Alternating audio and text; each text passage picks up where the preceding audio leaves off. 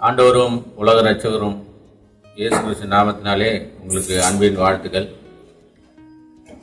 Revival Kalaikathir TV மூலமாக உங்களுக்கு அன்பான வாழ்த்துக்களை தெரிவித்துக் கொள்கிறேன். இந்த நாளிலே ஆண்டவர் அநேக காரியங்களை, அநேக ஆசீர்வாதங்களை நமக்கு கொடுத்திருக்கிறார். அநேக வாக்குத்தத்தங்களை நமக்கு கொடுத்திருக்கிறார். இந்த நாளில் கூட இந்த ரிவைவல் டிவி மூலமாக கேட்டுக்கொண்டிருக்கிற உங்களுக்கு ஆண்டவர் அநேக ஆசீர்வாதங்களை, வாக்குத்தத்தங்களை 2024 வருஷத்திலே கொடுத்திருக்கிறார். ஒவ்வொரு நாளும் கொடுத்திருக்கிறார். ஆகவே இன்றைக்கு நாம் அவருடைய வாக்குத்தத்தங்களை நினைவு கூற வேண்டும். அவர் நமக்கு கற்றுக் கொடுத்த காரியங்களை நினைவு கூற வேண்டும். அவர் நமக்காக செய்த எல்லா விதமான அதிசயங்களுக்காக, அற்புதங்களுக்காக, நன்மைகளுக்காக ஆண்டவரை நாம் துதிக்க வேண்டும். பிரியமானவரே, இந்த நாளிலே பிரியமானவனே, உன் ஆத்தும வாழ்வது போல நீ எல்லாவற்றிலும் வாழ்ந்து சுகமாக இருக்கும்படி உனக்காக வேண்டிய செய்கிறேன் என்று சொல்லி நான் வேதத்தில் வாசிக்கிறோம். ஆகவே ஆண்டவர் ஒவ்வொரு நாளும் நமக்கு ஆசீர்வாதங்களை கொடுக்கிறவர். இந்த வாக்குத்தத்தம் என்பது கடவுள் கொடுக்கிற வாக்குத்தத்தம். ஆனால் இந்த வாக்குத்தத்தம் அவரை பின்பற்றும் போது, அவரிடத்திலே விசுவாசிக்கும் போது, அவரை நம்பும் போது இப்படிப்பட்ட நன்மைகள் எல்லாம் ஆண்டவர் நமக்கு தருவார். வாக்குத்தத்தத்துக்கு ஒரு நிபந்தனை உண்டு. என்னை பின்பற்றினால் இதை நான் கொடுப்பேன்.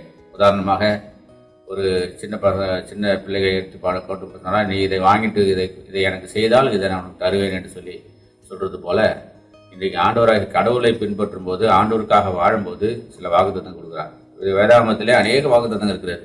அதனால வாக்குத்தத்தை தூண்டும் வார்த்தைகள், வாக்குத்தத்தை தூண்டும் வார்த்தைகளை பார்த்தீங்கன்னா, ஆதியாகம புஸ்தகத்திலே ஆபிரகாமுடைய வாழ்க்கையில் கூட, உன்னை நான் பெருமைப்படுத்துவேன், நீ ஆசீர்வாதமாக இருப்பாய், உன் பெயரை பெருமைப்படுத்துவேன் என்று சொல்லி. ஆனால் இன்றைக்கு ஆண்டவர் நம்முடைய பெயரை பெருமைப்படுத்திக் கொண்டிருக்கிறார். இதோ உலகத்தின் முடிவு பரியந்தம் சகல நாட்களிலும் நான் உன்னோடு கூட இருக்கிறேன் என்று சொல்லி கடைசியாக ஆண்டவர் நமக்கு வாக்குத்தத்தம் கொடுத்திருக்கிறார். ஆகவே ஆண்டவர் ஒவ்வொரு வாக்குத்தத்தையும் பூர்ணமாக ஆசீர்வதிக்கிறார். பூர்ணப்படுத்துகிற வாக்குத்தத்த வசனங்களை நமக்கு கொடுத்திருக்கிறார். பூர்ணமான வாக்குத்தத்தம், எந்த குறையில்லாதபடி நிறைவான ஆசீர்வாதத்தை நமக்கு கொடுக்கிறவராக இருக்கிறார். அது மாத்திரம் இல்லை, ஆண்டவன் சொல்கிற சில விதமான காரியங்களிலே நான் பலவீனப்படும் போது, அவிசுவாசமாக இருக்கும்போது, சில சூழ்நிலையிலே நாம் திகைத்திருக்கும் போது ஆண்டவர் என்ன செய்கிறார்னா, அவருடைய வார்த்தை நம்மை திடப்படுத்துவதாக இருக்குது. நான் உன்னை திடப்படுத்துவேன் என்று சொல்கிறார். ஆகவே ஆண்டவர் நம்மை திடப்படுத்துவதாக இருக்கிறார். தோல்வியான சூழ்நிலை, பலவிதமான நம்முடைய வியாதிப்பட்ட சூழ்நிலை, மற்றவர்களாலே நமக்கு வருகிற பலவிதமான வார்த்தையினால் வருகிற காயங்கள், இப்படிப்பட்ட சூழ்நிலை இருக்கும்போது நாம் சில நேரத்தில் நான் சோர்ந்து போயிருக்கிறோம். ஆகவே அந்த சோர்ந்து போகிற மனுஷனுக்கு ஆண்டவர் சத்துவத்தை கொடுக்கிறார். என்னை பலப்படுத்துகிற கிறிஸ்துவினாலே எல்லாவற்றையும் செய்ய எனக்கு பலன் உண்டு என்று சொல்லியிருக்கிறார். ஆகவே இன்றைக்கு பிரியமானவர்களே, ஆண்டவராகிய கடவுள் நம்மை திடப்படுத்துகிறார். ஆனால் திடமானதாயிருங்கள், கர்த்தருக்கு ஊழியம் செய்யுங்கள் என்று சொல்லப்படும். விசுவாசிக்கிறவன் பதறான், விசுவாசிக்கிறவனுக்கு எல்லாம் கூடும் என்று சொல்லப்பட்டது. ஆகவே ஆண்டவராகிய கடவுள் நம்மை திடப்படுத்துவராக இருக்கிறார். அது மாத்திரம் அல்ல, நம்மை மேன்மைப்படுத்துவராக இருக்கிறார். இதோ நம்ம மற்ற ஜனங்களை காட்டிலும் உங்களை கீர்த்தியும் புகழ்ச்சியும் வைப்பேன் என்று சொல்லியிருக்கிறார். எல்லா மனிதருக்கு முன்பாக நம்முடைய எல்லா பேரை பிரஸ்தாபப்படுத்துகிறார். நம்முடைய கையின் பிரயாசத்தை ஆசீர்வதிக்கிறார். நம்முடைய பிள்ளைகளை மேன்மைப்படுத்துகிறார். நம்முடைய சபையை மேன்மைப்படுத்துகிறார். நம்ம ஊழியத்தை மேன்மைப்படுத்துகிறார். இப்படி மேன்மையான காரியங்களை ஆண்டவர் மாத்திரமே நமக்கு செய்கிறார். அதனால சின்னவன் 1000 சிறியவன் பலத்த ஜாதிமாவான்.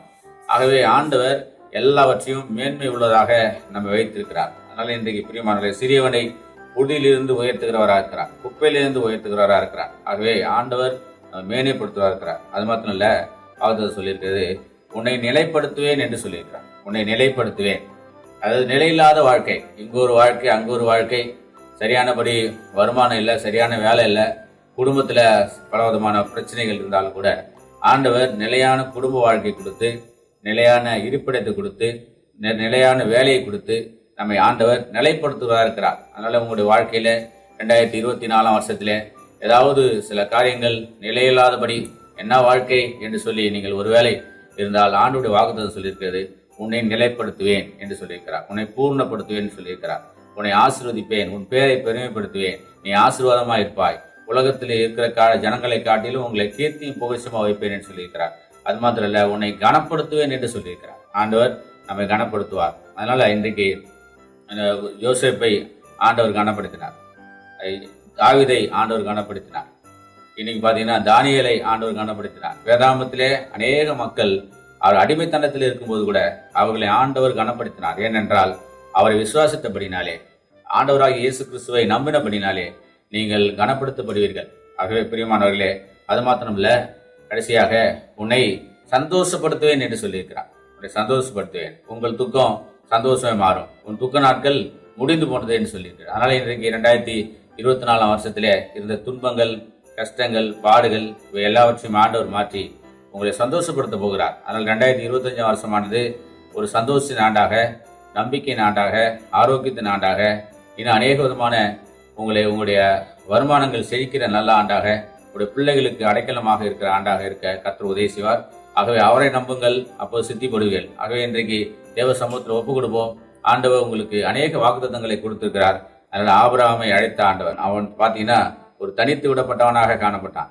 ஒரு விரக்தியான ஒரு சூழ்நிலை, விக்கிரக ஆராதனை செய்து கொண்டிருந்த ஆபிரகாமை அழைத்து அவனை வந்து என்ன செய்றாரு, உன் பெயரை பெருமைப்படுத்துவேன், நீ ஆசீர்வாதம் இருப்பாய், நான் உனக்கு காண்பிக்கும் தேசத்துக்கு போ என்று சொன்னார். இன்னைக்கு எதெல்லாம் பலவிதமான பாவ சூழ்நிலை இருக்கிற மக்களுக்கு ஆண்டவர் உங்களை ஒரு பெரிய ஆசீர்வாதத்தை நடத்த போகிறார்.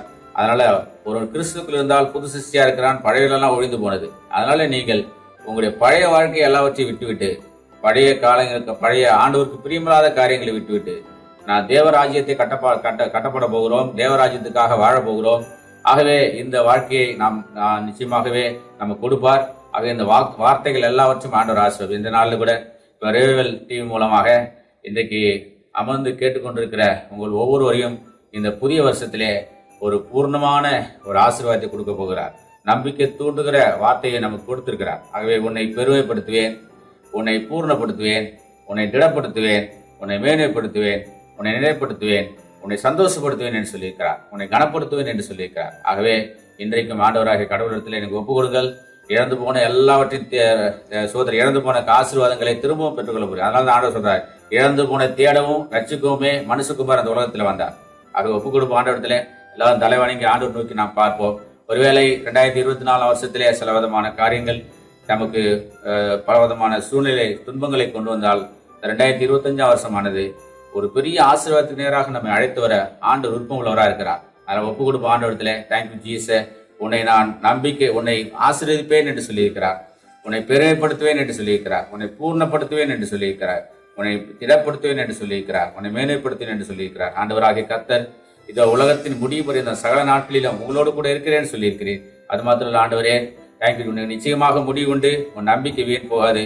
நிச்சயமாகவே உன்னை ஆசீர்வதித்து உன்னை பெருக பண்ணுன்னு சொல்லியிருக்கிறேன். இந்த நாளிலே கேட்டுக்கொண்டிருக்கிற அனைத்து பிள்ளைகள் மேலும் ஆண்டவரே சோதரன் கர்த்தாவே, நீர் ஆண்டவரே ஆசீர்வதி மாண்டரே. ஒருவேளை வியாதிப்பட்டவர்களாக இருந்தால், ஒருவேளை பலவீனப்படுத்தவர்களாக இருந்தால், ஒருவேளை ஆண்டவர் தனிமையிலே அழுது கொண்டிருந்தால், பலவிதமான சோதரன் கர்த்தாவே வலியோடு கூட வேதனையோடு கூட இருக்கிற மக்களுக்கு நீர் போதுமானவர் இருந்து அவர்களை ஆசீர்வதி மாண்டவரே. இயேசுவின் நாமத்தில் ஜெபிக்கிறோம் பிதாவே, ஆமென்.